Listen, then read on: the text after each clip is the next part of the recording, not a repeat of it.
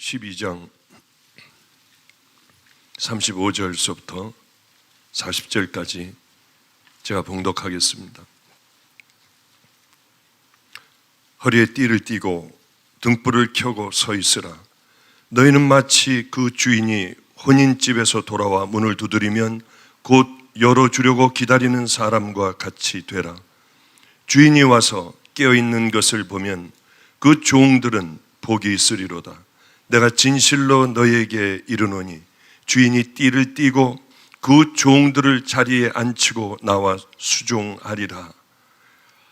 주인이 혹 2경에나 혹 3경에 이르러서도 종들이 이같이 하는 것을 보면 그 종들은 복이 있으리로다. 너희도 아는 바니 집 주인이 만일 도적이 어느 때에 이를 줄 알았다면 그 집을 뚫지 못하게 하였으리라. 이러므로 너희도 예비하고 있으라. 생각지 않은 때에 인자가 오리라 하시니라. 아멘, 아멘. 목요일 날 저녁 때 이렇게 비가 온 것은 제 기억으로는 아마 굉장히 오래 전에 한 1년 전이나 될까요?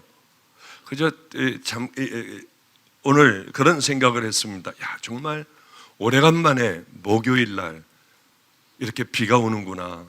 왜 이번 올해는 작년에도 거의 목요일 날 비가 안 왔던 걸로 기억이 나는데 왜 이 목요일 날에는 비가 올까 하는 생각을 했는데, 가만히 생각을 해보니까 우리는 고난을 향하여 이렇게 걸어가는 그런 주일이더군요.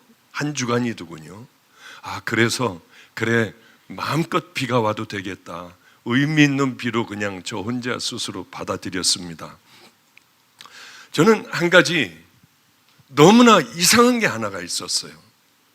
제가 집회에 나가서 가끔 이런 얘기를 하는데 왜 이럴까? 다른 것들은 다 이해가 되는데 왜 이렇게 우리는 비가 대단하게 오는군요. 예.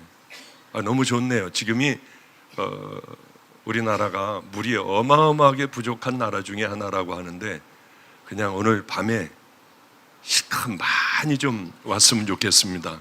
그러나 비가 오는 만큼 성령의 비도 분명히 내려주실 줄 믿습니다. 저는 너무나도 감사한 게 요즘 들어서 저에게 힘을 주는 카톡들이 참 많이 와요. 목사님, 제가 이런 일이 있었습니다. 목사님, 제가 이렇게 나왔습니다. 그런데 이것도 알리면 안 되죠. 그럼 제가 다시는 저에게 카톡하지 마십시오 하고 해버려요. 여러분들이 낫거나 뭐가 해결이 되거나 뭐가 열리고 풀리거나 하면 저한테 절대 얘기하지 마세요. 카톡으로도 얘기하지 마세요. 왜냐하면 제가 버려지더군요. 마치 이게 제가 한 것 같아요. 여러분들과 제가 함께 믿음의 이 길을 걸어갈 때 여러분들은 저를 보호하여 주셔야 하고, 저는 여러분들이 갈 길을 분명히 제시하여 함께 이 길을 걸어간다면 그거 같이 아름다운 그런 길들은 없습니다. 제가 한번 남들이 우리 교인이 뭐가 이게 뇌암이 났고 뭐가 이게 암이 지금 그냥 화장실 갔는데 뭐가 쭉 다 나와버리고 화장실에서 쓰러졌는데 나는 낫고 이러면 어떤 생각이 드느냐면 이게 꼭 제가 한 것 같아요. 우리 교인도 치유받은 교인이 있습니다. 목사님, 저를 살려주셔서 꼭 감사해요. 목사님, 제가 목사님에게 생명을 다할 거예요. 이분은 뭘 크게 하는 분이에요. 제가 그랬어요. 다시는 그런 얘기하지 말아라. 다시는 하지 말아라. 이거 제가 벌 받지 않겠습니까? 하나님이 하시는 건데 저하고는 아무 상관이 없잖아요. 저는 여기서 그저 하나님께서 시키시는 대로 그저 기도하고 또 말씀 전하고 전 들어가는 것밖에 없습니다. 가끔 암 환자들 나오라고 하여 하나님께서 감동을 주실 때는 위로 나와라 하는데 부끄러워 안 나오는 사람들도 있더라고요. 하여튼 어쨌든 간에 이런 사역을 쭉 해나가고 대한민국이 아마 안 다녀본 곳이 없을 거예요. 많은 집회를 다니면서 저는 꽤 많은 사람들을 만나게 됩니다. 그리고 많은 목사님들을 만나고 아마 어떤 목사님들보다 참 많이 만나는 사람 중에 하나일 거예요. 그런데 너무 이상한 사실이 한 가지가 있습니다. 보면 우리는 죽기 전에 그저 죽을 준비를 열심히들 합니다. 병 걸리면은 무슨 보험에 들어놓고, 또 내가 이제 한 달에 나이가 이렇게 되면은 집세를 얼마를 내고 좀 여행도 좀 다니고 편안하게 살려면은 내가 얼마 정도가 있어야 하니 노후 대책으로 이것들을 이렇게 해놓으면 될 거야 하고 쪼개서 노후 대책을 해놓기도 하죠.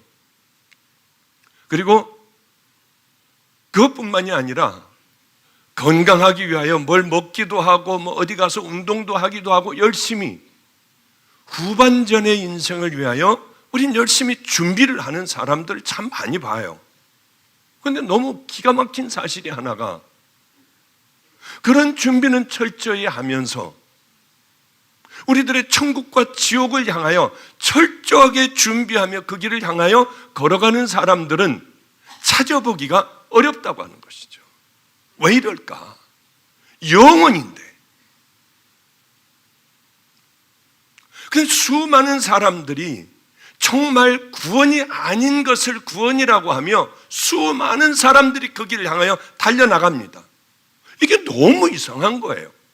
성경을 이렇게 읽어보면은 예수님이 말씀하신 구원이라는 게 뭔가? 죄를 잘라버리고 죄를 미워하고 그동안에 산 이 더러운 삶들, 지긋지긋한 이 더러운 삶들을 잘라버리고 이제 그 죄를 끊어버리고, 예수님, 나 같은 더러운 죄는 예수님의 보혈밖에는 나를 씻겨줄 사람이 없다. 그걸 믿기만 하면은 우리 안에는 성령님이 들어와 계시는데, 그러면 이제는 그 다음서부터 주님이 말씀하신 성도의 길들, 이렇게 너희들이 살아가지 않는다면 다 무너져 버린다. 그렇게 우리들에게 말씀하신 그 말씀대로 우리는 하나하나 안 되지만 넘어지면 십자가 붙들고 죄지면 일어나서 그리스도의 보혈로 또 씻기고, 그러면 우리는 하루하루를 승리를 하며 이제는 주님을 그렇게 십자가에 못 박았고 예수 그리스도의 그 또 피를 흘리게 하여 주셔서 우리들의 죄를 씻으며 살아가지만은, 그러나 이제는 주님 앞에 가까이 가면 갈수록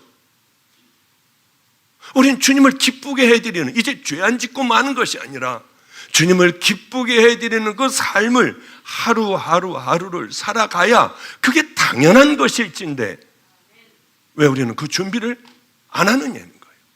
이렇게 하다가 어떻게 하려고요? 만에 하나 우리가 믿고 있는 그 신앙이 아니라고 하면 어떻게 하겠냐는 거예요. 이게 너무 이상한 거예요. 우리가 이 땅을 살아가며 천국과 지옥을 준비하며 주님이 뭐라고 하셨을까? 아니, 목사님이 얘기하는 거 말고요, 강사님이 얘기하는 거 그런 거 말고 내가 스스로 노트를 가지고 이렇구나, 아 그래, 이러면 그래, 주여주여 해서는 안 되는구나, 교회만 열심히 나간다고 하여 가서 봉사하고 교회를 만들고 헌금을 하고 11조를 하고, 아 이렇게 해서 되는 게 아니구나. 눈이 범죄하면 눈을 뽑아버려야 할 결단을 해야 하고, 손이 범죄하면 도끼로 예수님이 그러셨으니까 찍어버리고 불구자로 들어가라. 아, 죄하고는 이렇게 싸우는 거구나. 봐서도 안 되고 손으로 범죄해도 안 되고 다리로 나쁜 것을 가서는 안 되는구나. 아, 천국은 침노하는 자들의 것이라고 했으니 그것을 향하여 매일매일을 향하여 그 방향을 향하여 나가야겠구나. 하나님의 말씀대로 순종해야 하는 거구나.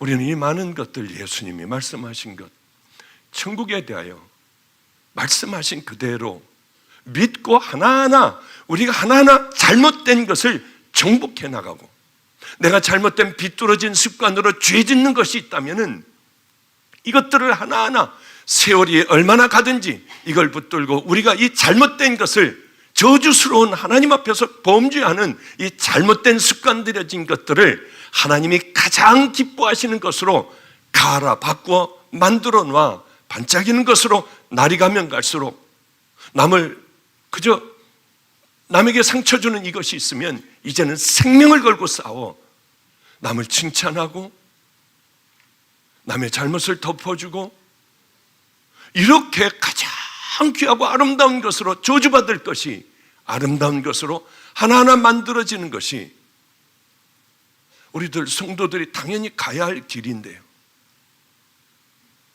왜 우리는 이렇게 그런 것 하나 생각하지 않고 예배 한 번 보면은 천국 간다고 생각하냐는 거예요. 새벽 기도를 여러분 30년, 40년 다녀보십시오. 새벽 기도함으로 말미암아 너희들이 천국 가리라. 예수를 너희들이 이 교회를 40년간 다니면 너희는 구원을 받으리라. 이런 얘기 하나도 없어요. 아무 의미 없는 나와 예배 드리는 것은 우리 주님이 내 마당만 밟을 뿐이야. 아무리 해봐도 소용없는 예배를 여러분들 혹시 드리고 있지 않느냐는 거예요.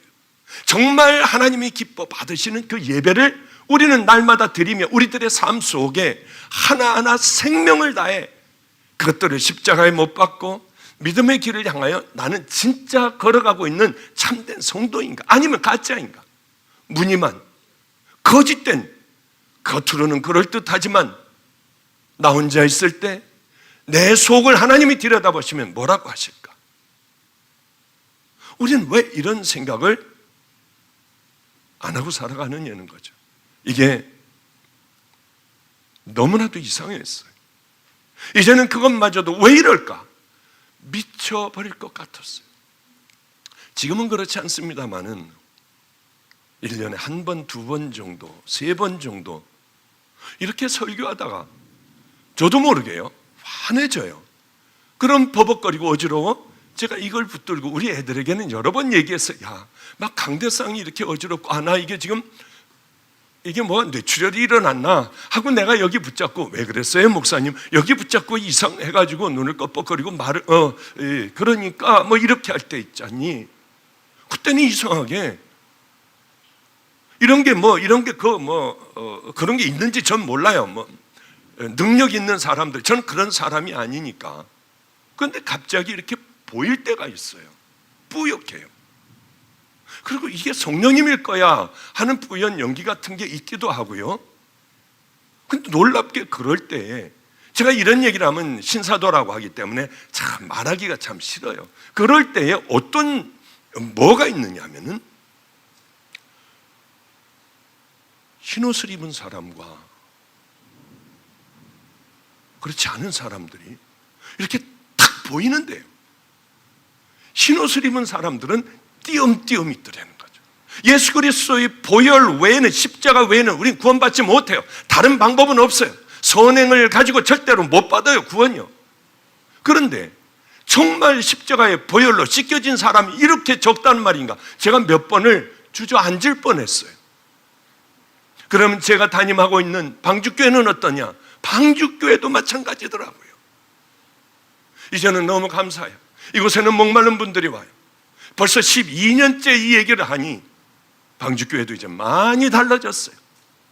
이제는 스스로들 봐요. 뭐가 어떤 사람들이 천국 가는 믿음의 백성인가를 이제는 이곳에 오는 사람들도 많이 봐요. 처음엔 쓰러지는 줄 알았어요. 꽤 오랫동안요.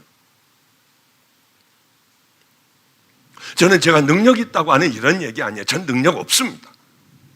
사람들이 저를 아우 저분 이런 거 싫어요. 정말 싫어요. 그래서 집회 가는 데마다 인터넷 띄우지 말아라. 우리끼리만 은혜 받아야 한다. 호텔 그런 거 잡지 말아라. 모텔로 잡아라. 제일 가까운 그저 허름한 모텔 잡아라. 가까운 곳으로. 웬만한 데 수원이고 이런 데는 새벽 기도도 집에서 다녀요 다. 그리고 식사하는 거 갈비니 고기니 이 사람들 잔뜩 모여 그거 먹는 거 그거 하지 말아라. 나 된장찌개 하고. 목사님은 된장찌개 좋아하신다. 고기 같은 거 못 드신다. 왜요? 좋은 고기 잘 먹어요. 근데 야채하고 이런 거 생선 좋아하시니까 생선 구이나 이런 거 좀 굽는데 된장찌개 하는데 가면 된다. 왜냐하면 쓸데없는 것들 아니에요. 전 그런 거 별로 싫어요. 싫지는 않고 좋지만은요. 그 뭐 때문에 하나님이 싫어하는 건 뭐 때문에 하느냐는 거예요. 저도 편안하게 살고 싶고요. 저도 가지고 싶은 것들이 있어요. 사고 싶은 것도 있고요. 제게 그러나 별 의미가 없어요. 그런 건요. 제일 마음이 힘들 때가 나 왜 이렇게 안 될까 할 때예요. 그런데 하나님이 분명히 살아계시다고 하여 온 우주 만물을 만드신 이 하나님, 우리들의 스쳐 지나가는 생각도 다 기억하시는 하나님 앞에서 우리가 예배를 드리며 성도로 우리는 이렇게 살아갑니다. 그런데 어떻게 그분을 두려워하지 않고 살아가냐는 거예요. 어떻게 하나님을 경외하지 않고 살아갈 수 있느냐는 거예요. 제가 오늘 결단을 하고 나왔거든요. 오늘은 조용하게 얘기할 거야. 왜냐하면 굉장히 바빴어요. 어제도 새벽에 들어왔습니다. 집회하고요. 어제도 새벽 기도도 하고요. 그리고 가서 외부에 가서 얼른 집회하고 안 갈 수 없는 데였습니다.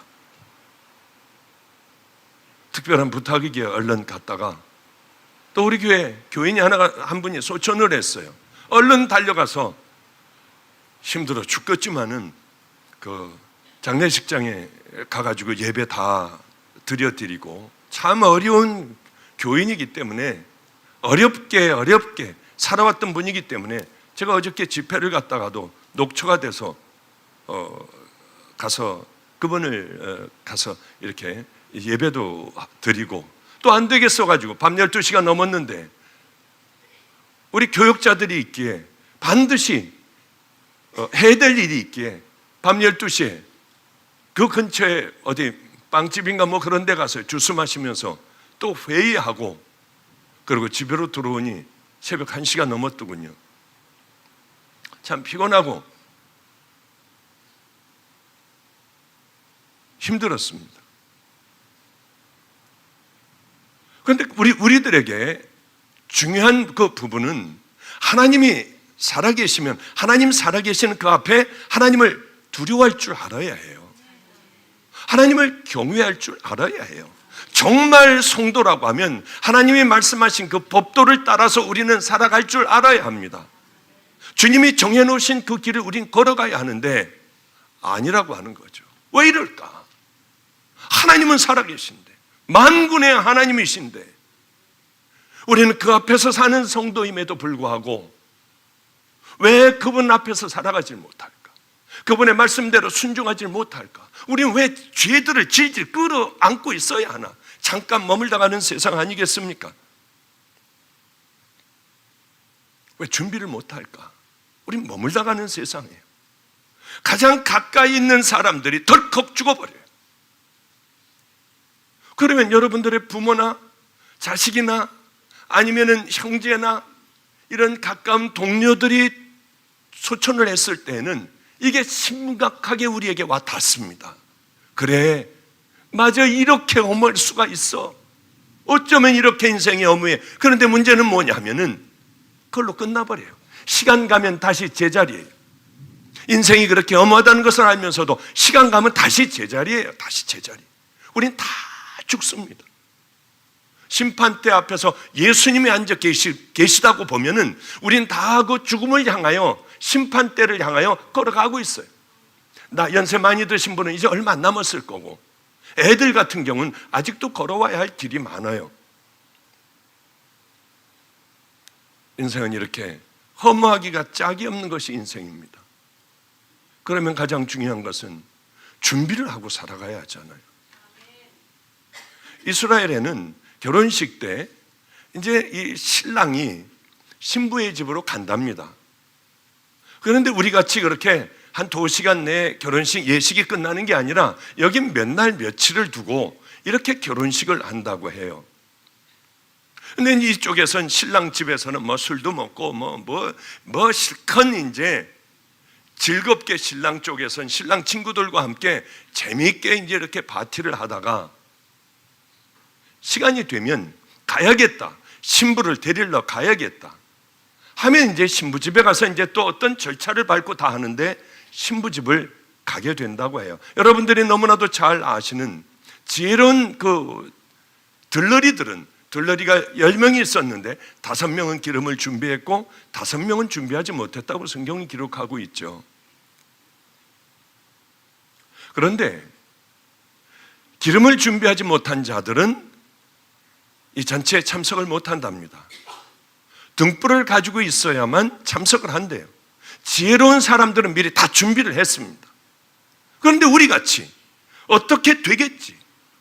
이렇게 이게 아닌 것 같은데 하고 등불에 기름을 준비하지 않고 서 있던 미련한 5 처녀는 들어가지 못했다. 이게 무슨 얘기입니까? 왜 성경에 이 얘기를 해놨을까요? 너희들도 그럴 거야. 너희들도 시집 가고 장가 가고 팔고 사고 먹고 마시고 하다가 너희들도 못 들어갈 수가 있어. 그러니 미련한 이 5 처녀들과 같이 그날에 들어가지 못해서는 안 돼. 우린 예식장에 안 들어가면 어때요? 매마저 허리가 부러지고 다리가 부러지면 어때요? 우리가 인생을 살다 암에 걸리면 어때요? 불행하게 자식이 어떻게 소천하고 가슴이 찢어지던 듯 아프지겠죠. 그러나 그건 큰일이 아니에요. 그렇게 큰일이 아니에요. 왜냐하면 영혼을 놓고 하나님 나라의 시간을 놓고 보면 우리가 살아가는 이 삶은 바닷가에 그저 모래 한 알 정도의 인생을 우리는 살아가잖아요. 별 의미 없어요. 많이 가졌다 해도 별 의미 없는 인생이에요. 아무것도 갖지 못하고 고통스러운 인생을 살아간다 해도 의미 없어요. 그러나 우리는 최선을 다하여 이 땅에서의 삶을 살아가야죠. 그런데 준비를 하고 살아가느냐? 정말 이 땅에서의 준비 못하여 우리가 당하는 고난 고통들, 실수하여 당하는 고난 고통들은 괜찮아요.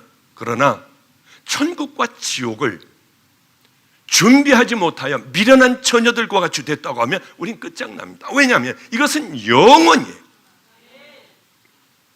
다시 거기서 발버둥질을 치고 가슴을 치고 머리를 다 뽑아낸다 해도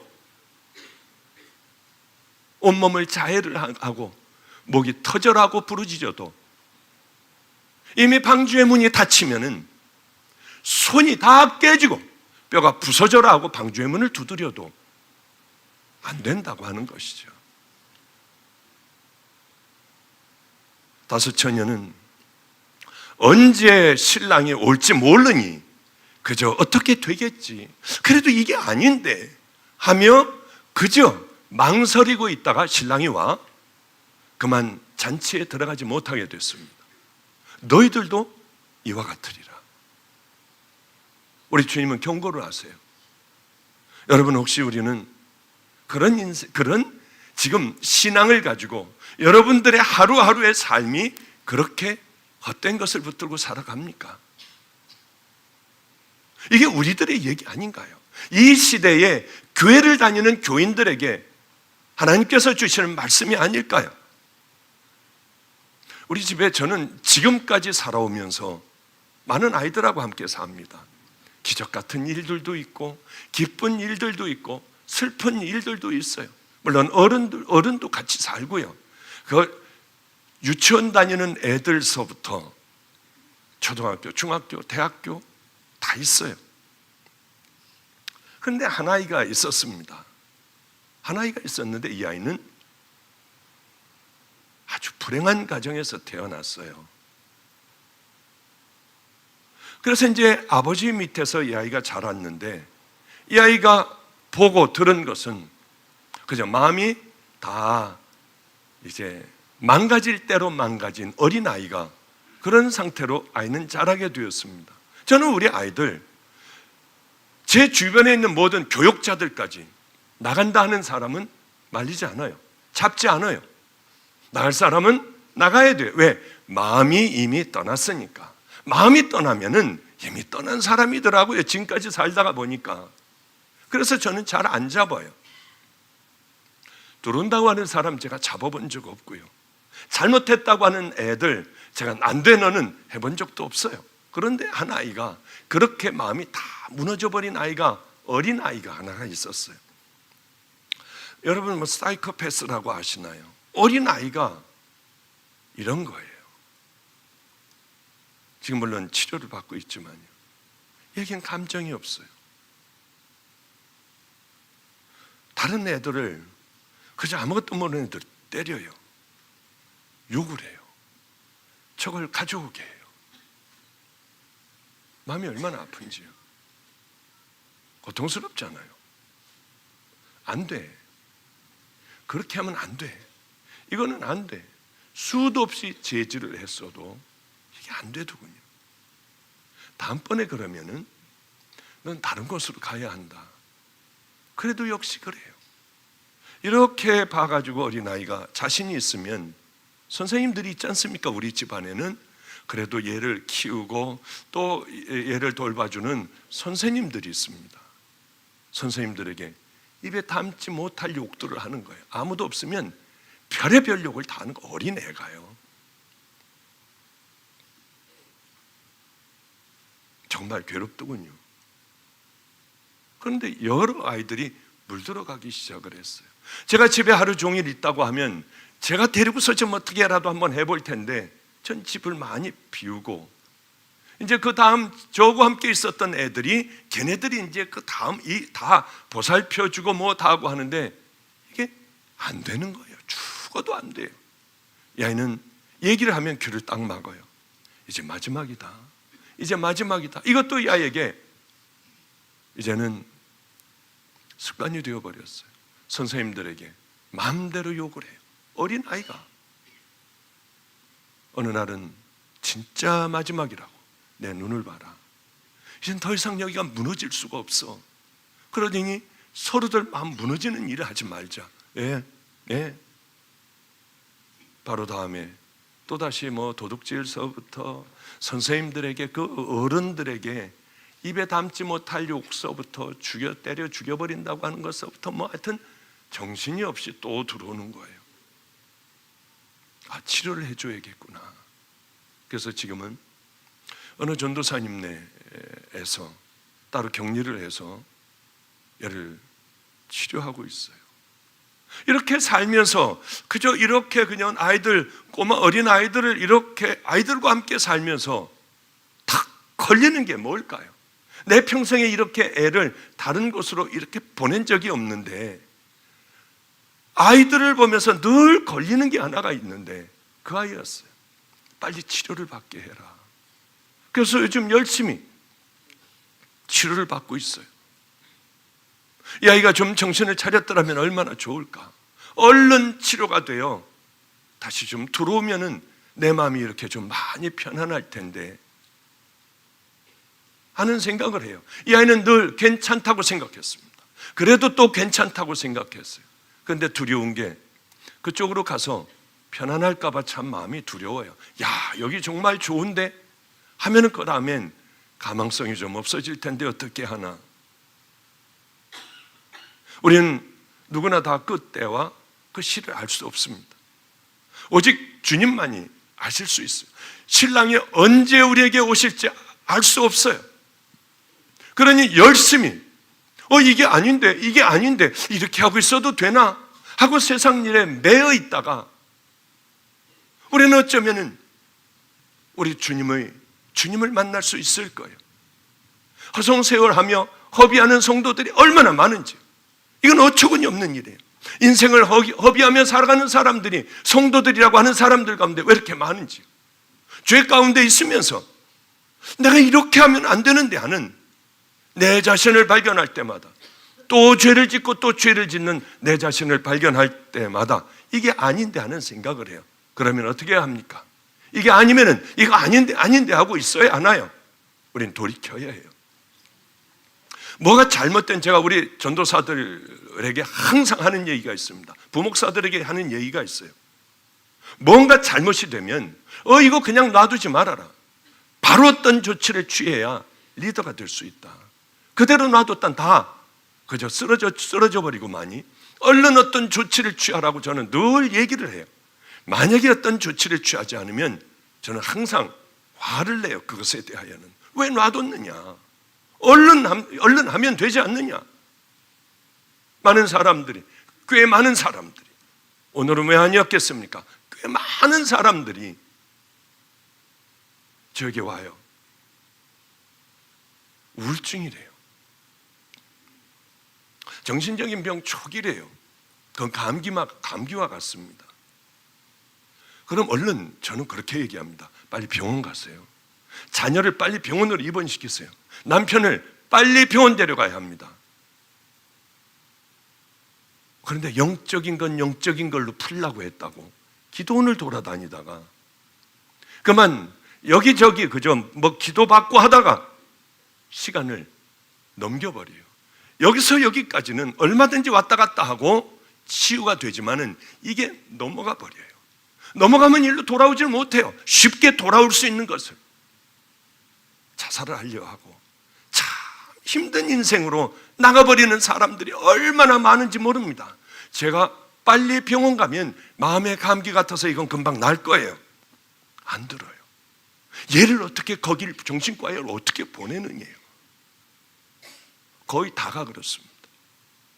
그래서 이미 그냥 오늘 또 괜찮겠지, 오늘도 괜찮겠지 하다가 건너오지 못할 다리를 건너버려요. 그게 가장 안타까워요. 그러면 안 되잖아요. 뭐 여기 오셨는지 모르지만 암 초기 막 이제 위에 요만한 저희가 발견이 됐어요. 잘라 검사를 해보니 악성으로 막 이제 진행되는 곧 진행되는 순간이었습니다. 떼어내기만 하면 됩니다. 그냥 놔두셨어요. 우리 주님이 해주신다고. 그래서 한 2달 전, 3달 전에 만났을 땐 바짝 말랐고 물도 못 마셨어요. 병원 한 번도 안 가셨습니다. 교역자예요. 그 믿음으로. 이제는 물도 못 넘기게 됐어요. 몇 개월 전에 제가 말씀을 전하고 이쪽으로 기도하고 막 통성기도하고 이쪽으로 나가는데 사모님이 이제 다리를 붙잡고 안 놔주더군요. 죽어도 안 놓더군요. 기도를 해도 기도가 아니래요. 네, 남편이 여기 왔는데 내 남편 만나달래요. 얼마든지 여러분들 저 만나고 싶으시죠? 언제든지 올라오세요. 제가 가령 어떤 일이 있을 때는 못 만나드리지만은 할머니서부터 노숙하시는 분서부터 누구든지 다 만나드려요. 그래서 그날 만나 당신 몸은 성전입니다. 성령님이 계신 성전에 더러운 것들을 키워서 되겠습니까? 하나님이 얼마나 마음 아파하시겠습니까? 다른 분도 동의를 했어요. 제가 그 목사님에게 이렇게 말씀을 드렸었어요. 저는 하나님 앞에 기도하길 암에 걸려서 죽지 않게 해주세요. 저는 생명을 다해 힘들지만 복음을 전하다 많은 사람들을 흔들어 깨우다가 더 이상은 이제 지쳐 움직일 수 없을 때까지 하나님의 일을 하다가 예수님 앞에 가면 그저 말도 못하고 예수님의 품에 그저 푹 하고 쓰러질, 오래 살려달라는 게 아니에요. 그것이 앞으로 1년일지 5년일지 모르지만 죽도록 하나님의 일 하다 가게 해달라고 나는 그렇게 기도합니다. 비행기 타고 가다가 폭파돼서 뭐 이렇게 죽고, 그게 아니라 쓰임받다 죽게 해달라고 저는 기도합니다. 목사님, 쓰임받다 죽어야 해요.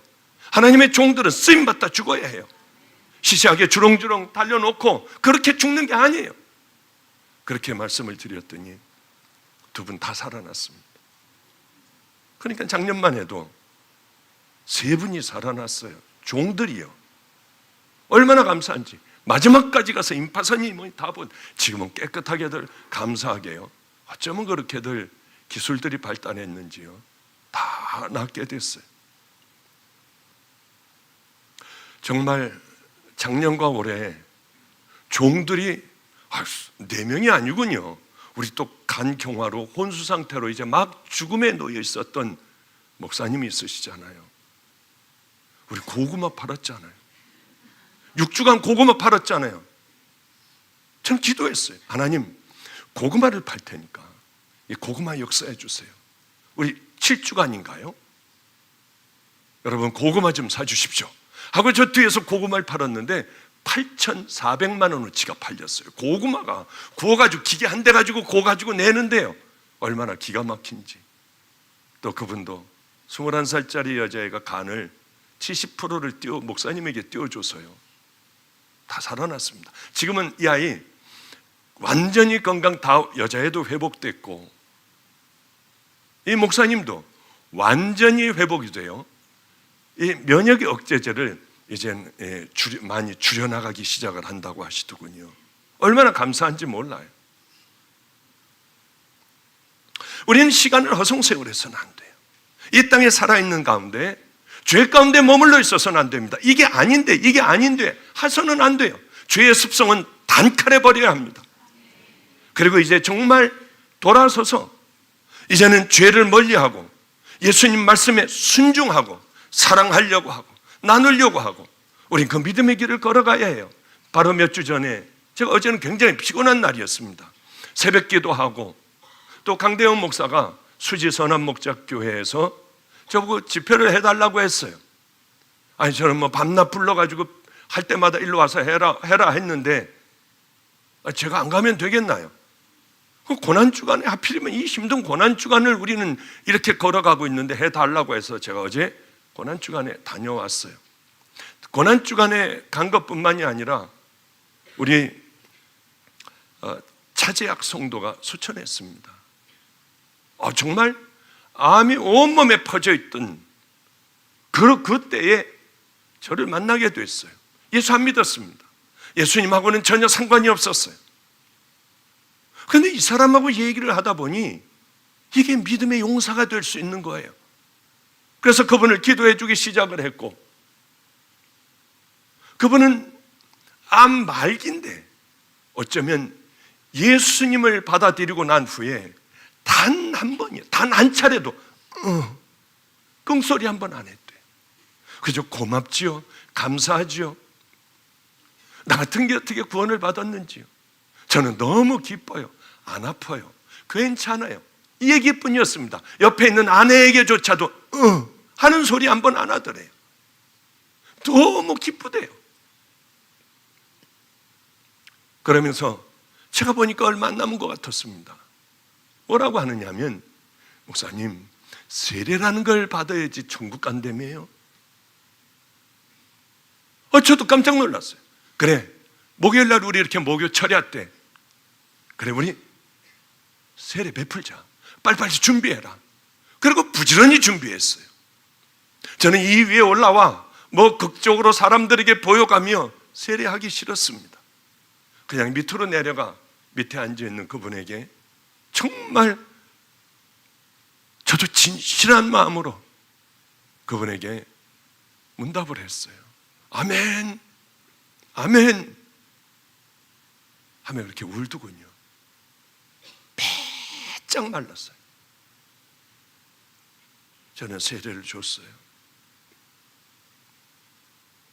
그저 아멘 아멘 하고 있었습니다. 세례 준 물하고 많이 이렇게 해서 부었거든요. 세례 준 물하고 눈물하고 그저 여기서 다 흘러내리는데 얼마나 아름다운지요. 제 가슴이 뭉클하고 목이 메어서 그 다음에 얘기를 못하게 했더군요. 이게 성도예요. 이것이 하나님의 자녀들의 모습이에요. 몇십 년 예수 믿었다고 하여 그게 구원에 이르는 길은 아니에요. 정말 우리들의 마음으로 하나님을 어떻게 사랑하느냐, 하나님에 대한 우리들의 예수님의 십자가는 우리들에게 무언가, 나에게 있어서 십자가는 무언가, 나 지금 어디로 가고 있나, 나 가는 길 맞나. 이분은 제대로 아주 길을 제대로 갔습니다. 성도님 뭐 들고 싶으세요? 못 먹겠어요. 아무것도. 꼬리곰탕을 좀 사다 드릴까요? 아니에요. 그럼 갈비를 좀 씹을 수 있으신가요? 아니에요. 그러면 장어는 어떨까요? 예, 장어요? 그래서 그분에게 장어를 사다 드렸어요. 그런데 이건 저는 직접 얘기를 못 들었습니다. 그 아내에게 직접 얘기 든 게 아니라 우리 전도사들을 통해서 들어서 확실한 건지는 모르지만은 다들 그 얘기를 하더군요. 그러니까 돌아가시기 바로 전날 혼수 상태에 있다 깨났대요.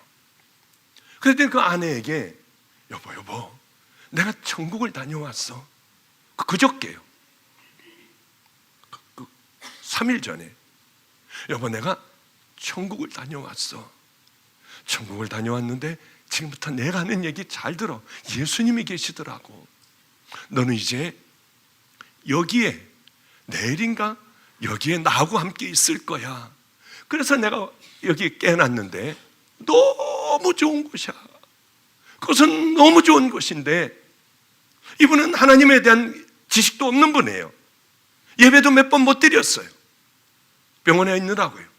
그런데 이분이 얘기하는 게 사랑해야 돼. 그리고 다 맺히고 살지 말고 다 용서해야 돼. 그리고 섬기다가 와야 해. 나는 먼저 가니까 당신 천국에 와서 만나면 되잖아. 그 얘기를 하더래요. 그래서 제가 생각했습니다. 이번엔 진짜 천국 다녀왔구나. 전 천국 다녀왔다고 하고 갔더니 뭐 말할 수 없는 홍만옥과 뭐 황금으로 된 길과 아파트가 있는데 목사님 아파트를 제가 보고 왔거든요. 어마어마하게 큰 아파트예요. 전 그런 천국이라고 하면 안 가요. 진짜 전 가기 싫어요. 그럼 엄청나게 실망해요. 저는 거기서도 잘 사는 사람 있고 못 사는 사람 있고 그게 저는 그렇지 않아요. 저는 가끔 가다 이제 제가 천국을 여러분들에게 제 천국을 얘기해 드리자면 잠 좀 시큰 자는 데였으면 좋겠어요. 푹 자고 일어나면 얼굴이 좀 뽀얗게 이렇게 병색이 아니라 잠을 푹 자고 며칠간만 좀 아주 밤낮 잠 많이 자는 데가 천국이었으면 좋겠어요. 그리고 기지개 딱 키고 일어나면은 푸른 풀밭에서 제가 잠이 든 거예요. 그리고 저기 보면 아름다운 물, 오염되지 않은 물이요. 그런 물들이 흘러요. 그럼 가가지고 세수를 이렇게 하면은 세상에 이렇게 시원할 수가 없는 세수요. 그리고 발도 닦고요. 그러다가 보면 밤낮 그러잖아요. 저는 그 꿈을 여러 번 꿨어요. 새들이 짹짹짹짹거리고 와서 야야 박보영 목사님이다. 그지 짹짹짹짹짹짹짹. 전 그게 너무 좋은 거예요. 그러다가 보면 그 강 건너편에 사슴이 새끼를 데리고 물을 먹어요. 거기서. 죄송해요. 그냥 이건 제 천국이에요. 야 박보영 목사님이야 인사 좀 드려. 목사님 죄송해요. 얘는 부끄러움을 많이 타요. 이렇게요. 그러다 보면 주님이 오시는 거예요. 죄송해요. 하여튼 주님이 오시면은 우리 주님하고 가까이 있는 것만으로 이 땅에서 가장 행복했던 것의 만배, 제가 그렇게 사랑하고 그렇게 악하고 더러운 죄, 이 세상에 찌든 죄악을 우리 어머니도 여기 계시지만 내가 살아온 삶을 다 비춰버리면은 제가 이제 가정이 깨졌을 때예요. 내 삶을 다 우리 어머니 아버지가 다 보셨다면 야 너 같은 놈은 안 돼. 아무리 그래도 내가 너 같은 놈하고 못 살겠다. 너는 내 아들 아니야 하고 쫓아버리지 않을까 그런 생각을 해요. 그런 저 같은 더러운 죄인을 예수님은 이 땅에 내려오셔서 십자가에 나 같은 죄인을 위하여 십자가에 달려 돌아가신 거예요. 이 자리에 앉아 제가 왜 이 얘기를 여러 번 하느냐 하면 너무 기가 막혀서 그래요. 왜 나 같은 놈을 죽여버리시지? 왜 나 같은 놈을 기다리셨냐고 여기서 그렇게 막 머리를 찢어가면서 울었어요. 나 같은 놈은 죽어야 해요. 하나님이 정말 살아계시다고 하면 바로 죽여버렸어야 하나님의 의가 드러날 텐데 너무 죄송했어요. 구원받고 보니 왜 나를 부르셨느냐. 여기서 그렇게 울 때 머리를 들어라 그 소리가 여기서 들어서 머리를 들어보니 여기 십자가가 보였어요. 저 십자가는 죽일 놈들의 십자가구나. 용서받지 못할 악한 자들의 십자가구나. 그때 제가 알았어요. 전 그래서 십자가가 내게 있어서 십자가는 뭔지 저는 분명하게 알아요. 그걸 알고 흐느껴 올 때 하나님이 세상을 이처럼 사랑하사 독생자를 주셨으니 이는 저를 믿는 자마다 멸망치 않고 영생을 얻게 하려 합니다. 그때 저는 거듭났어요. 그때 저는 이제 박보영이는 죽었어요. 그리고 하나님의 종이 됐습니다. 가지고 있던 재산이 아무것도 아니더군요. 왜 이렇게 쓰레기 같은지요. 이걸 가지고 저는 행복해했고 이걸 가지고 기뻐했고 이걸 가지고 든든했어요. 어떤 사람도 부럽지 않았어요. 그런데 그게 쓰레기같이 보이더군요. 그 십자가를 만난 후에는 내가 왜 세상에 왜 이런 삶을, 내가 이걸 왜 여기에 가치를 뒀을까? 내게 있어서 의사는 아무것도 아니었어요. 돈, 명예 아무것도 아니었기 때문에 다 찢어버리고 다 팔아서 나눠줬을 거 아니에요. 그리고 용산역 앞에 쪽방으로 들어가서 거기서부터 시작하여 여기까지 왔어요.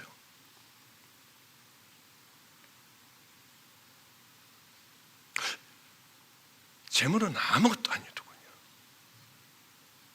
저는 얼마 전까지 방주교회 예배드리는 사람들 꽤 많잖아요. 꽤 많잖아요. 월급 70만 원 받았어요. 한 10년 정도 70만 원 받았어요. 지금은 100만 원 받아요. 100만 원. 지금은요. 통장에 들어오면 어디로 갔는지 휙 다 없어져 버려요, 그냥. 저는 은퇴할 때까지 그렇게 해요. 필요하면 제가 집회 나갔다 오면 되고. 그리고 저는 방주교회 이미 얘기했어요.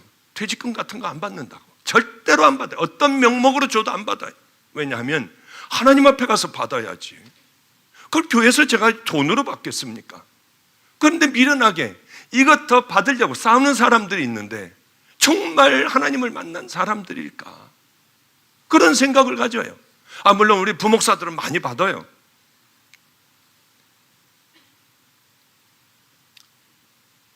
왜 우리는 정말 하나님 안에서 살지 못하는 걸까? 그분을 두려워하지 않으며 살아가는 걸까?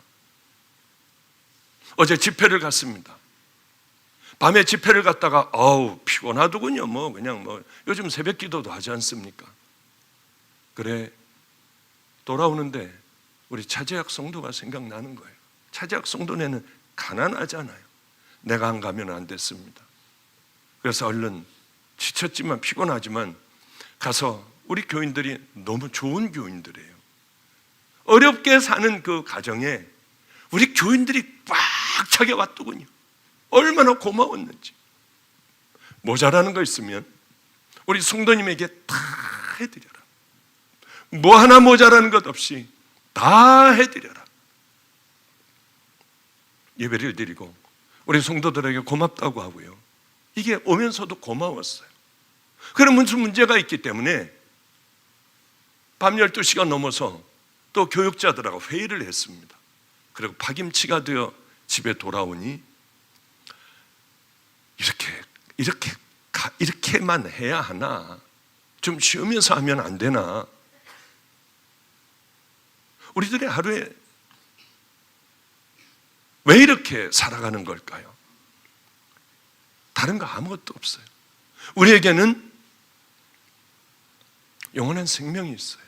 거기서 만약에 아니라고 하면 우리들의 삶으로 천국 가고 지옥 간다고 저는 얘기 안 했어요. 그러나 십자가를 진짜 만난 믿음의 자녀들이라고 하면 그 은혜를 어떻게 버려요? 저는 하나님 만난 지 25년 됐습니다. 그런데 그 은혜를 어떻게 버릴 수가 있어요? 정말 만났다면 저는 그런 생각을 해요. 지금 하나님 앞에 늘 요즘도 기도하는 게 마지막에 아름답게 해주세요.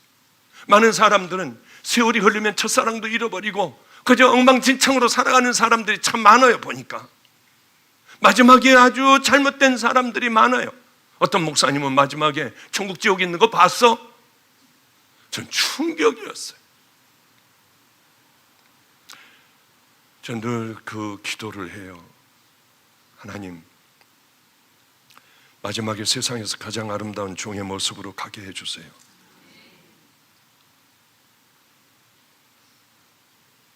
오늘 본문은 혼인잔치를 끝내고 어느 주인이 이제 집으로 밤이 늦어 피곤해 쪄들어 집으로 돌아왔습니다.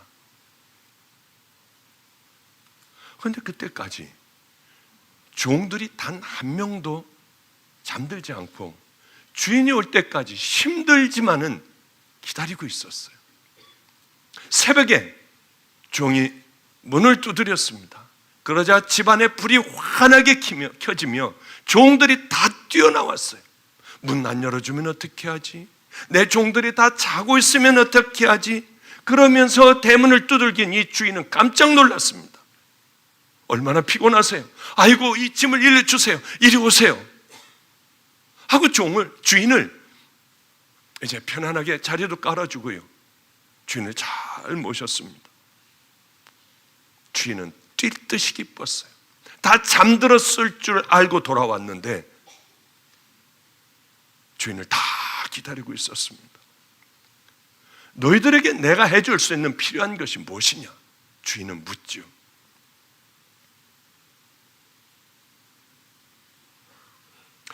주인이 2경이나 3경, 그러니까 로마하고 유대인들의 이 시간들이 다 다르지만 어쨌든 간에 10시서부터 새벽 4시까지, 5시까지, 이 시간까지 종들이 깨어있다가 주인이 문을 두드리면 얼른 뛰어나와 열어주는 종들은 참 복되도다. 지금 그 말씀을 하시고 계시는 거예요. 우리 이 얘기를 왜 하시느냐? 주인이 언제 돌아올지 모른다고 하는 거죠. 그때까지 깨어서 졸린데 눈을 비비며 세수를 해가며 주인을 기다리기는 참 힘든 시간이고 우리에게 어려운 시간이에요. 그러나 주인이 오기까지 깨어있는 그 종들은 정말 행복한 사람들입니다. 그까짓 그 졸음 좀 참은 것은 아무것도 아니에요. 아무도 종들이 잠을 자지 않고 있다, 주인이 와가지고 문을 열어줬다고 하여 칭찬하는 사람들은 아무도 없습니다. 당연한 거예요. 그러나 예수님께서 이 땅에 오실 때 우리들은 자지 않고 깨어있는 성도들로서 우리 주님을 맞이한다면, 아니 우리는 또 나가다가 교통사고가 나든지 어쩌든지 하여튼 주님을 만날 때가 있습니다. 그 언제인지 몰라요. 그런데 깨어있고 준비되어 있고 기름을 준비한 이런 신부들, 또한 깨어있는 종들, 주인을 간절히 기다리고 있는 종들은 그 힘든 시간들 우리 주인께서 다 보상하여 주신다고 하는 거죠. 저는 이 생각은 변함없어요. 죽도록 충성한 자들은 생명의 면류관을 주실 거예요. 믿음을 끝까지 지킨 믿음의 종들과 성도들에게는 의의 면류관을 분명히 주실 거예요. 하나님을 기다리고 그 나라를 간절히 기다리며 하루하루를 고통스럽지만 억울해도 참고 모욕을 당해도 참고 경제적인 어려움이 있어도 끝까지 참고 능멸을 당해도 그 나라를 바라보고 기다린 믿음의 자녀들은 영원히 썩지 않을 영광의 면류관을 우리에게 주실 거예요. 그러나 문제가 있습니다. 누가복음 18장 8절에 인자가 올 때에 세상에서 믿음을 보겠느냐? 쉽게 얘기하면 다 자고 있을 거야. 깨어있는 종들은 얼마 없을 거야. 인자가 올 때 정말 믿음을 보겠느냐? 여러분들은 어떻습니까? 쿨쿨 자고 있는 종이겠습니까? 아니면은 깨어있는 종이겠나요? 우리는 다른 건 몰라도 깨어있는 종이 되기 위하여 생명을 던져야 돼요. 내 더러운 것과 싸워야 돼요. 잘못된 습관들을 십자가에 못 박아야 하고, 하나님이 이거 기뻐하실 거야, 생명을 다해 해버려요. 저걸 기뻐하실 거야, 그렇게 해버리는 거예요. 우리에게는 기쁨의 시간이 아직도 남아있어요. 고구마를 판 돈이 좀 더 남았습니다. 그분에게 이제 병원 갈 돈을 1,000만 원을 저 통장에다 넣어드렸어요. 모자라면 언제든지 얘기해라. 그리고 우리 아이들은 목숨을 걸고 나가서 일해요. 특별히 거기에 생명을 거는 애들이 있는데 얼마나 고마운지 몰라요. 그저 별 볼 일 없는 작은 데서 작은 걸 하나를 만들어서 애들이 거기서 먹고 자면서 일을 해요. 저러다 병나지 않을까? 거기서 일을 하며 애들이 목숨 걸고 일하며 빼짝빼짝 말라가지고요, 신촌에서 일을 해요. 우리가 작은 장사하는 요거 프레소라고 하는데 요만한 곳으로 하나를 만들었습니다. 아이들도 아르바이트를 하게 하고, 얘네들 학비도 또 얘네들이 벌어서 다른 형들 학비도 되고요. 어려운 목사님들이 있으면 어려운 목사님들을 돕기 위하여 우린 정말 죽어라고 열심히 일했어요. 거기서 한 아이가 빼짝 말라가는 거예요. 너 일로 와봐. 병원에 가봐. 병원에 가봤더니 아무렇지도 않대요. 아무렇지도 않대. 그런데 얼굴은 누래져 가고 애는 빼짝 골아갔습니다. 너 일로 들어와 하고 제 방에 놓고 문을 잠궈버렸어요. 여기 앉아봐. 앉았어요. 왜요?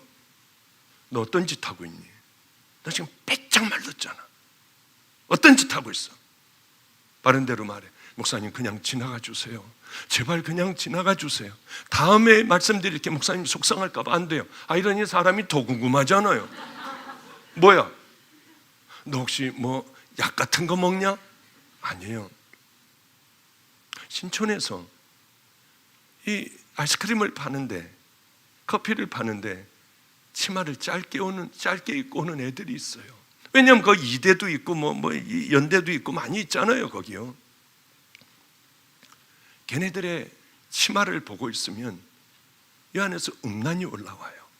나 같은 놈은 왜 이런지 모르겠어요. 나 같은 놈은 겨우 살 만큼만 먹으면 이런 죄가 올라오지 않을까 해서 밥 그저 두세 숟갈만 먹고 말아요.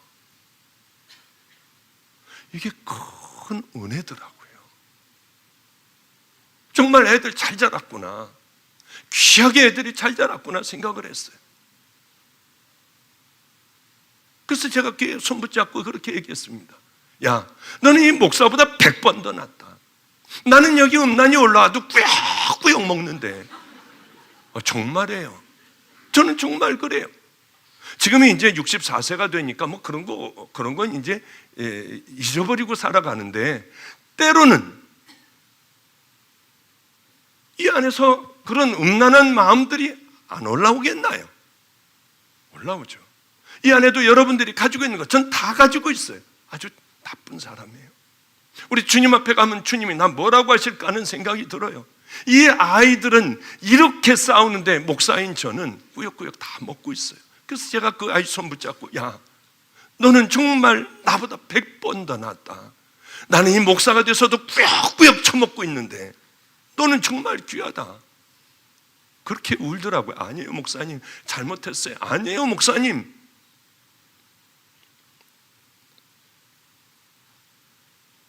그렇게 싸우는 아이들을 보면 너무 고마운 거예요. 이 아이들이 그렇게 해서 번 돈이 오래 많을 줄 알았는데 세상에 두 곳에서 열심히 일했는데 1,500만 원밖에는 안 되더군요. 한 4천만 원을 벌었다고 좋아했는데 그냥 마이너스가 막 나면서 1,500만 원을 벌었대요. 우리는 그래서 세상에서 가장 불행한 목사님이 누굴까? 얼마 되지 않지만은 열심히 찾아, 그 아이들이 번 돈이니 저는 만지질 않아요. 작년에는 한 2천만 원인가요? 3천만 원인가를 아이들에게 주고, 나는 안 벌었잖냐, 나는 입만 놀렸잖냐, 네가 가가지고 도와라, 저분 도와라. 저는 운전을 해주고 애들이 들어가서 다 튀겼어요. 우린 하나님 앞에 지혜로워야 해요. 간경화 목사님이 여기 오신대요. 저는 그 소식을 들었습니다. 그래서 그분에게 얘기했어요. 여기 절대로 못 오게 해달라. 제발 평생 오지 말아라 여기. 왜? 와가지고 목사님이 저를 살려주셨고, 그 얘기를 왜 들어요? 제가 고구마를 팔았나요? 저는 여기서 그냥 고구마 좀 팔아주세요, 떠든 것밖에 없어요. 그저 말한 것밖에 없어요.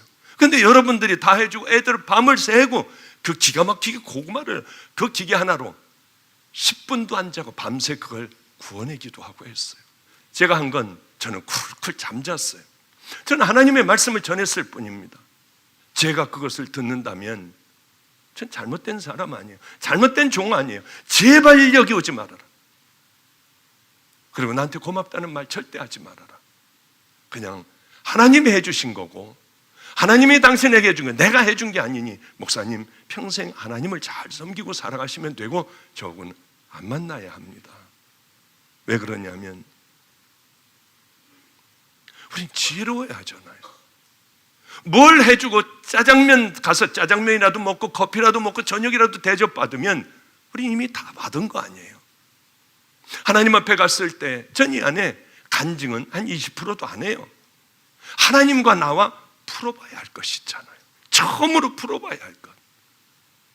분명히 아버지는 분명히 우리들 아버지 집에 우리가 가야 할 텐데 그때 내놓을 게 있고 향기로운 것, 오염된 것 말고요 향기로운 것들이 있어야 할 것 아니겠습니까? 띠를 띠고 등불을 켜고 서 있어야 한다 너희들. 저희 아버님이 하루는 저를 부르셨어요. 부흥 강사하셨습니다. 대한민국을 뒤집어 놨던 분이에요.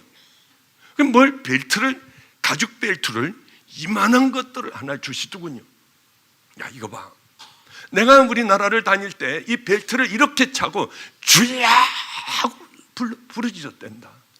그렇지 않으면 쓰러질 것 같아. 내가 이 가죽 벨트를 내가 가지고 있던 거니 너도 언젠가는 필요하면 애비가 평생을 찾던 이 가죽 벨트를 메고 한번 집회를 나가봐. 그러면 조금이라도 여기 남아있는 것 조금이라도 더 큰 소리로 외칠 수가 있어. 아, 그래서 이 벨트를 그렇게 차고 다니셨구나 하는 생각을 했습니다. 너희는 띠를 띠고 등불을 켜고 서 있어야 한다. 한순간도 놓치지 말아야 한다고 하는 거죠. 너희들은 깨어 있어야 한다. 종이 깨어 있는 것을 보면 그 종들은 복이 있느니라.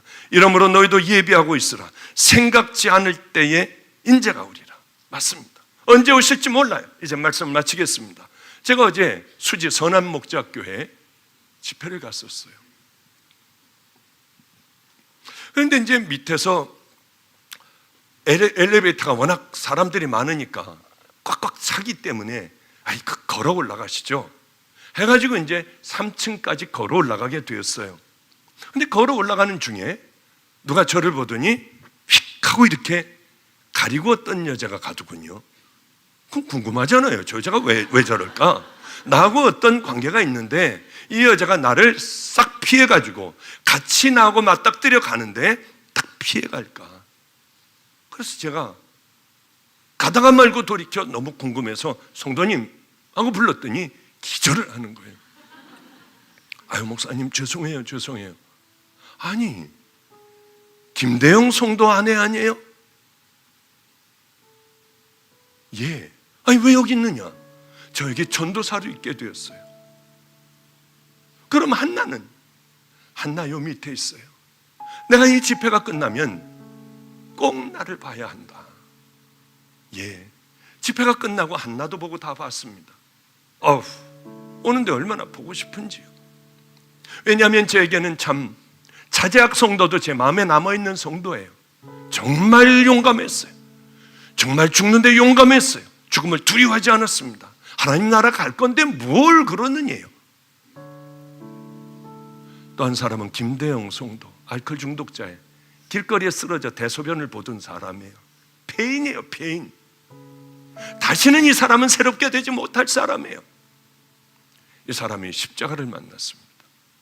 믿음의 용사가 되어 나가기 시작하는데 이거 물건이겠다. 이 사람을 잘 만들면 그래 5 손가락 안에 드는 용사로 만들 수 있겠다. 제가 감리교 MMTC 선교훈련을 시키는데 거기 보냈잖아요. 거기 가서 훈련도 다 받고 이제 외국으로 내보내려고 했습니다. 선교사로요. 막강하게 일할 수 있는 사람이니까. 목사님 2년만 시간을 주십시오. 내 처자식을 위해서 돈 좀 벌어놓고 가겠습니다. 그래라. 또 돈 번다고 한 게 선한목자교회에 경비로 들어갔어요. 그럼 뭔 돈을 버는지요. 거기서 병들이니 뭐 이런 것들을 주워서 팔아서 가난한 사람들에게 이렇게 나눠준다고 하더군요. 이분은 미친 듯이 전도를 했어요. 그러다가 어느 날 보니 안색이 안 좋아요. 빼짝 말라가요. 병원 가봐라. 어떤 증상이 있느냐? 대변 보는데 목사님 피가 나옵니다. 그런데 기가 막히게 믿음의 용사가 세상에 대장암 말기였어요. 간에까지 퍼져 있었어요. 그때까지 몰랐어요. 그때서부터 확 넘어지기 시작을 하는데 관자놀이가 툭 튀어나오고 얼굴이 새카매지고 배가 이렇게 불러왔습니다. 얼마 안 남았다 생각했어요. 병원에서도 얼마 안 남았다고 했습니다. 그런데 이 성도가 저에게 와서 목사님, 저 선교사 아니에요? 숨을 헐떡거리는 거야. 목사님, 저 선교사 아니에요? 통증이 오니까 인상을 치고 이를 악물고요. 당신 그럼 선교사다. 그럼 목사님 선교 보내주세요. 얼마나 좋았는지 몰라요. 전 이런 믿음의 용사들이 참 좋아요. 가자. 그리고 얼른 여권을 다 만들었습니다. 제가 비행기표 얼른 다 끊었어요. 중국 나완자촌 다 떨어지고 팔 다 떨어지고 한 사람들, 이 무서운 것으로 중국 두 번째로 큰 섬서성에 있는 나완자촌으로 아예 못 들어가지만 들여보냈어요. 수시로 거기서 뭐 하고 있냐? 그 사람들 바켓스에다가 널판지 2개 놓고 대소변 봐요. 화장실은 저 공중 화장실밖에 없으니까 아예 나완자촌이에요. 새벽 2, 3시에 일어나 그 오물들을 다 치워주는 거예요. 나완자들의 것을 손으로 다 닦아서 깨끗하게 치워주는데 새벽 3시에 시작하면 오후에 끝난대요. 그 일이 다 부르트도록 그 일들을 하고, 고름들이 있잖아요. 그 장판들 다 닦아주고, 그러다가 그만 각혈을 하게 됐고 피를 토하게 됐죠. 쓰러졌습니다. 그래서 긴급 한국으로 오게 되었어요. 그래서 이제 주님이 손대 주시지 않는구나, 이 믿음의 용사를 우리 주님이 또 보고 싶으신 모양이다, 그대로 놔두면 잘못될 것 같으니 하나님 걷어가시는 모양이다, 속상해하고 있었는데 들려오는 소식이 얼마 안 남았는데 막노동을 한다는 거예요. 하루에 6만 원 받는데 6천 원은 그 소개소에다 주고 5만 4천 원을 하루 일당을 벌고 있대요. 암 말기 환자가, 복수가지 찬 환자가 조경을 이렇게 뭘 이렇게 돌 날르고 하는 걸 하고 있대요. 화가 나서 제가 막 소리를 질렀어요. 전화해서 그따위 짓 하지 말아라. 그리고 제가 있는 100만 원을 보내주고 100여만 원을 보내주고, 나 집회 얼른 갔다 와서 당신 돈 줄 테니까 조금만 기다려라. 그리고 빨리 사례비 많이 받을 곳을 집회를 잡아가지고 제가 집회를 다녀왔어요. 그런데 전화가 왔더군요. 목사님, 오늘 우리 주님께서 저를 부르신대요. 오늘 하나님 앞에 갈 거예요. 이 세상에 태어나 하나님을 만나 가장 행복했고, 목사님을 만나 2번째로 행복했습니다. 목사님 사랑해요, 행복했습니다 하고 전화를 끊는데 제 정신이 없더라고요. 전 김영성 목사하고 간 줄 알았는데 김성준 전도사하고 갔더군요. 야, 빨리 너 운전해서 빨리 가자 하고 갔을 땐 조금 전에도 멀쩡했던 믿음의 용사가 혼수 상태에 있었어요. 박보영 목사예요. 날 알겠으면 조금이라도 손에 힘을 줘보세요. 힘도 안 줬어요. 눈동자 한 번만 움직여주세요. 그것도 안 했어요. 그 용사는 그렇게 세상을 떠났습니다. 유기성 목사님이 책을 만들었어요. 그분에 대한 책, 성도. 그런데 그 책을 보며 깜짝 놀랐어요. 암 환자가 마지막 죽어가며 일을 했습니다. 5만 4천 원을 벌었대요. 그걸 그 교회에 꼭 그 돈이 필요한 성도가 있기에 나가 막노동을 하고 5만 4천 원을 그 성도에게 줬더라고요. 제가 준 돈을 그 돈이 꼭 필요한 사람에게 그걸 줬더라고요. 책을 보고야 알았어요. 얼마나 보고 싶은지. 제 책 제목은 예수는 나의 힘이요. 얼마나 보고 싶었는지. 그런데 어제 집회를 하고 바로 올라가는데 피했던 게 그 아내였습니다. 한나를 왜 보고 싶었냐? 그렇게 선교지로 보내려 하는데 이제 중국으로 가게 됐습니다. 가는데 울먹하며 이런 얘기를 해요. 목사님, 걔가 이렇게 어린 아주 작은 아이였어요. 말하는 아이. 이렇게 안고 야해하고도 마지막이구나 하고 밤에 길거리로 나갔는데 한나가 그러더래요. 아빠, 중국에 가면 저 하늘에 별도 있어?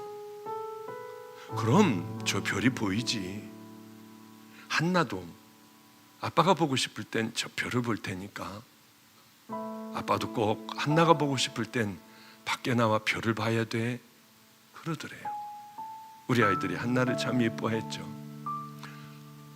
한 달을 봤더니 세상에 이제 어엿한 숙녀가 돼 있더군요. 너무 깜짝 놀랐어요. 그래서 그 아이를 두들겨주고 뭐 어려운 거 없니? 예, 너 주님 잘 섬겨야 한다. 그리고 제가 돌아왔어요. 돌아오며 또 차제학 성도, 예수 믿은 지 얼마 안 된 그 믿음의 용사의 장례식장을 가며 하나님, 이 사람은 살려주세요. 그래서 같이 믿음의 길을 제가 열심히 하나님 나라를 만들어 갈 테니 이 믿음의 용사를 살려주세요 했던 분들은, 하나님 앞에 생명을 드린 믿음의 용사들은 왜 그렇게 다 데려가시는지요?